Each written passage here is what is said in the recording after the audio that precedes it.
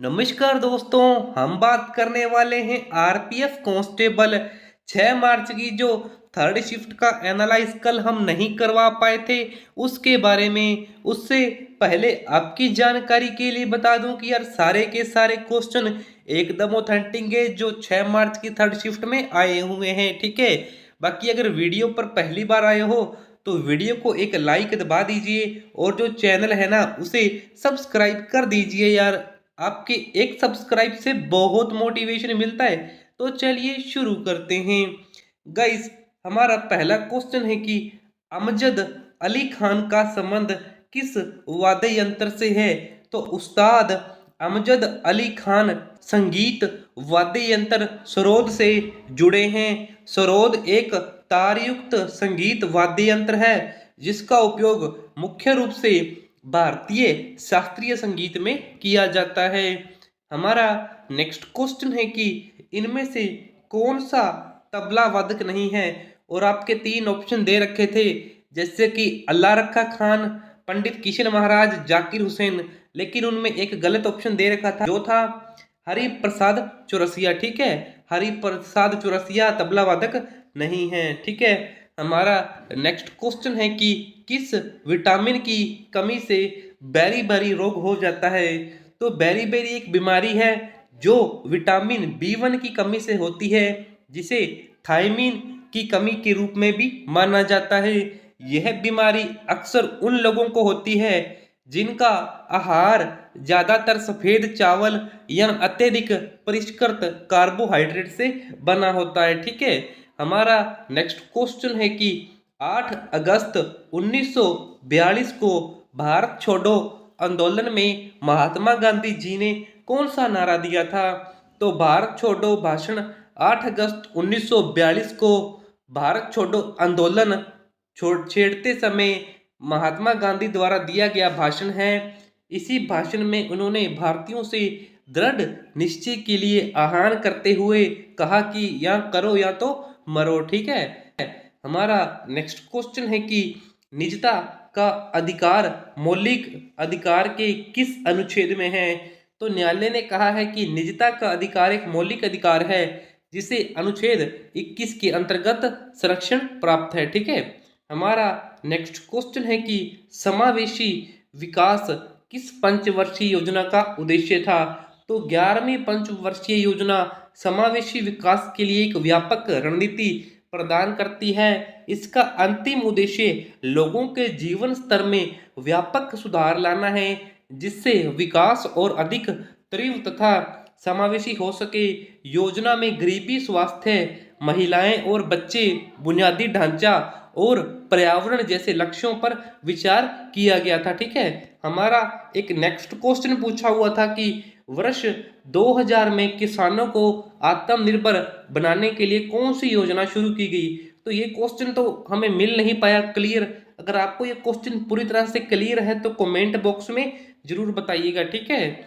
हमारा next question है कि 2011 की जनगणना के अनुसार अनुसूचित जाति की कुल जनसंख्या कितनी थी, ठीक है।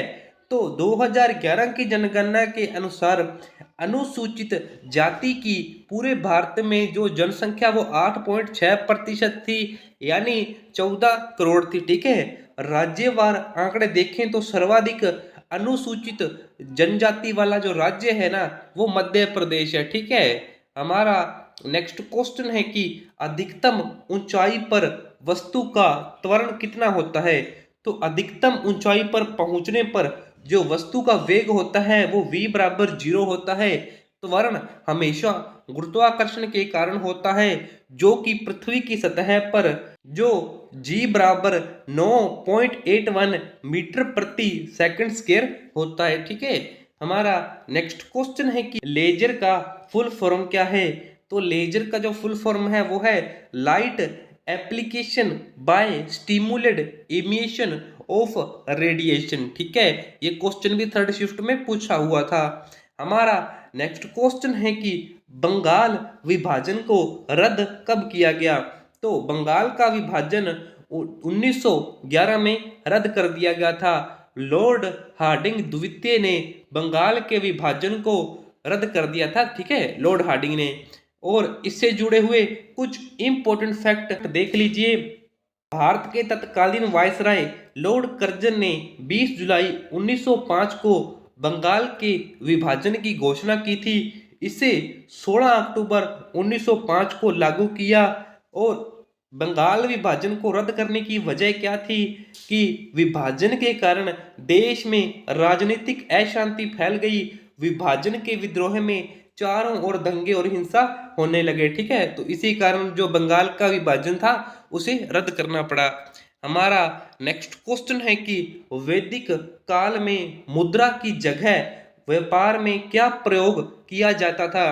तो उपहार देना, विशेष रूप से राजाओं और पुजारियों को बलि या दान देना, और मवेशियों को मुद्रा की इकाई के रूप में उपयोग करके हेतु वस्तु विनिमय का प्रयोग किया जाता था, ठीक है। मेनली वस्तु विनिमय किया जाता था वैदिक काल में। हमारा नेक्स्ट क्वेश्चन है कि हिरण्य टैक्स जो लिया जाता था वो क्या था, ठीक है। तो हिरण्य एक प्रकार का ठिकानों पर लगाया गया टैक्स था। 1104 में डॉक्टर घोषाल के अनुसार हिरण्य एक प्रकार का ऐसा टैक्स था जो विशेष प्रकार की फसलों पर लगाया जाता था और वस्तु रूप में न होकर धन रूप में वसूला जाता था, ठीक है। हमारा नेक्स्ट क्वेश्चन है कि लखनऊ में 1857 के विद्रोह का नेतृत्व किसने किया? तो वो किया बेगम अजरत महल ने, ठीक है। अपने नाबालिग पुत्र ब्रिजेश कदर को गद्दी पर बिठाकर उन्होंने अंग्रेजी सेना का सव्य मुकाबला किया।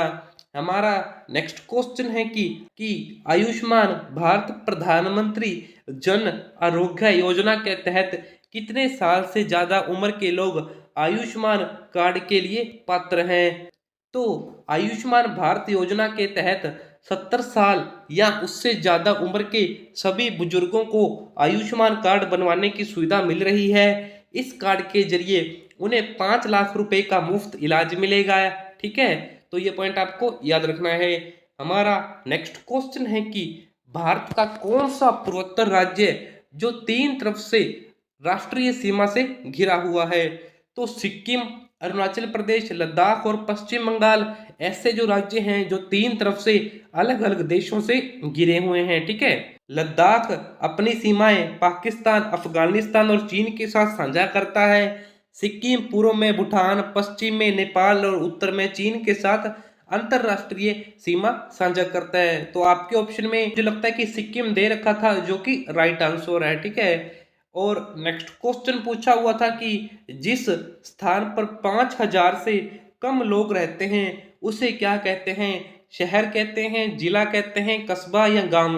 तो देखिए ये तो नॉर्मल सी बात है कि 5000 से कम लोग रहते हैं ना तो उसे गांव कहा जाता है, और 10 लाख पर एक जिला बनता है, ठीक है।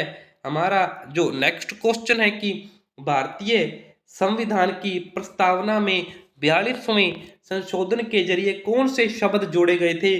तो 1976 में इंदिरा गांधी की सरकार के दौरान 42वें संविधान संशोधन के तहत संविधान की प्रस्तावना में समाजवादी और धर्मनिरपेक्ष शब्द शामिल किए गए। सीजीआई समाजवादी और धर्मनिरपेक्ष दो अभिव्यक्तियां 1976 में संशोधनों के जरिए बनाई गई, ठीक है। और इससे और भी क्वेश्चन पूछा जाता है कि मौलिक कर्तव्यों को कब ऐड किया गया? तो मौलिक कर्तव्य को भी 42वें संविधान संशोधन जो कि 1976 में हुआ था इसके अंतर्गत इसे ऐड किया गया, ठीक है।